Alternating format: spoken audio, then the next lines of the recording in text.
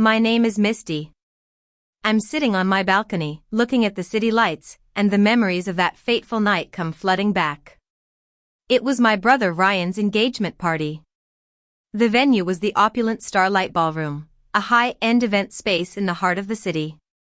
The place was decorated to the nines, with crystal chandeliers hanging from the ceiling, and gold-trimmed tables filled with the most exquisite flowers. The dress code was black, silver, and champagne. I rolled into the party in my custom-made wheelchair, wearing a simple silver blouse and a black skirt. I had hoped that just for one night, I could be part of the family again, that behind all the false smiles and polite greetings, there was still a place for me. But I was so wrong. As soon as I got near the photo area, Ryan's face changed. He was 35, a successful stockbroker with a sharp tongue and an even sharper ambition. That night, many of his clients and potential investors were present, and he wanted everything to be perfect. He looked at my wheelchair as if it was an eyesore, a stain on his perfect evening. "Stop faking it for attention," he sneered, loud enough for everyone around to hear. My father, Henry, a former military officer who still carried himself with an air of authority, didn't say a word in my defense. Instead, he scowled at me and said, "You're the black sheep of the family. Your disability is such a disappointment." My mother, Grace, a socialite who spent most of her time at charity events, turned her back on me. She was more concerned about maintaining the perfect image for Ryan's party than about her own daughter's feelings. I tried to explain that I couldn't sit in the fancy chairs they had set up for the photos. They were too narrow and unstable for someone in my condition. But Ryan wouldn't listen. He stepped closer, his voice dropping to a menacing tone. "Quit making excuses," he said, and then he grabbed my shoulders and yanked me out of my wheelchair. I hit the floor hard. My head banged against the edge of the photo platform, and the broken glass from a nearby champagne flute cut into my palm. For a few moments, the whole room was silent. Everyone just stared at me, bleeding and in pain, while Ryan blamed me for ruining his party. But what he didn't know was that a kind-hearted woman in a purple dress had already called 911. 15 minutes later, 4 police officers walked into the ballroom, and the party came to a standstill. Let me rewind a bit. Earlier in the evening, Ryan's fiancée, Lily, was flitting around the room in a champagne-colored silk dress. She looked nervous, like she was trying to live up to the image of the perfect fiancé. My parents were standing near the bar, looking proud and aloof. When Ryan first saw me, he gave me a half-hearted smile and said, "Misty, you came." It was more of a statement of surprise than a warm welcome. I told him congratulations, and I really wanted to mean it. There was a time, before the accident, when we were close. But then, as the night went on, things started to go downhill. My mother came over to me and whispered, "Could you move to the side? The photographer is taking background shots." I asked where she wanted me to go, and she just pointed to a corner near the restrooms. My father joined her and said, "Misty, why do you always have to make everything about yourself? You're always reminding people of your disability." A woman in a purple dress, who I later found out was Dr. Ava Thompson, a neurologist, noticed my distress. She gave me a concerned look. As the event coordinator announced that it was time for family photos, Ryan's eyes locked on me. He pointed at the photo area and said, "Not with that wheelchair in the picture." I rolled closer to the platform and tried to explain that I couldn't sit in the chair safely. But Ryan just laughed and said, "You always find a way to avoid things." I stood my ground and said, "No." I pleaded with him not to touch me, but he ignored me. Dr. Ava saw what was happening and quickly took out her phone to call the police. Ryan was too busy trying to drag me out of the wheelchair to notice. When I hit the floor, the shock and pain were overwhelming. But it was the silence and the lack of concern from my family that hurt the most. Dr. Ava immediately knelt beside me and said, "Don't move.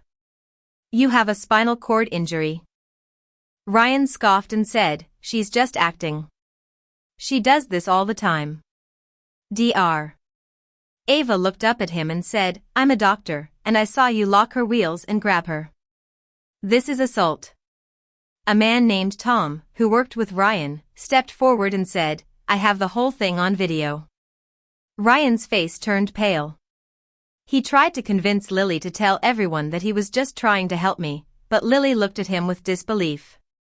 The police officers arrived and quickly assessed the situation.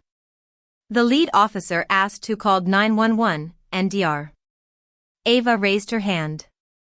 Ryan's father, my father, tried to intervene and said, "This is a family matter. You're overreacting."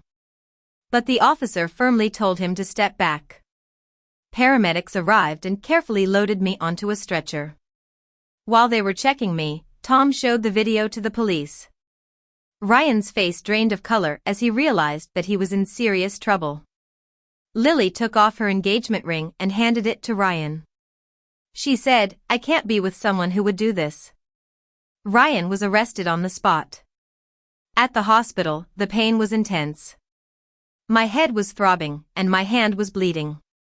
But Dr. Ava stayed with me until I was settled. She gave me her card and said, "If your family tries to pressure you, call me." The next morning, my parents came to the hospital. They didn't ask how I was feeling. Instead, my mother said, "Misty, we need to talk about Ryan. He's in so much trouble because of this." I was furious. I said, "He dragged me out of my wheelchair. He's the one who caused this." My father said, "He made a mistake.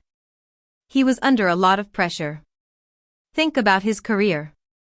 I just stared at them. I had been keeping silent for years about the accident that had left me paralyzed. It was Ryan who was driving that night, drunk and distracted by his phone. But my parents had convinced me to keep quiet, saying that it would ruin Ryan's future. Just then, a woman named Sarah, an attorney, came into the room. Dr. Ava had sent her. My father tried to stop me from talking to her, but I said, "I want to talk to her." Sarah explained that because I was disabled and Ryan had pulled me from my wheelchair, there were criminal charges and potential for a civil claim.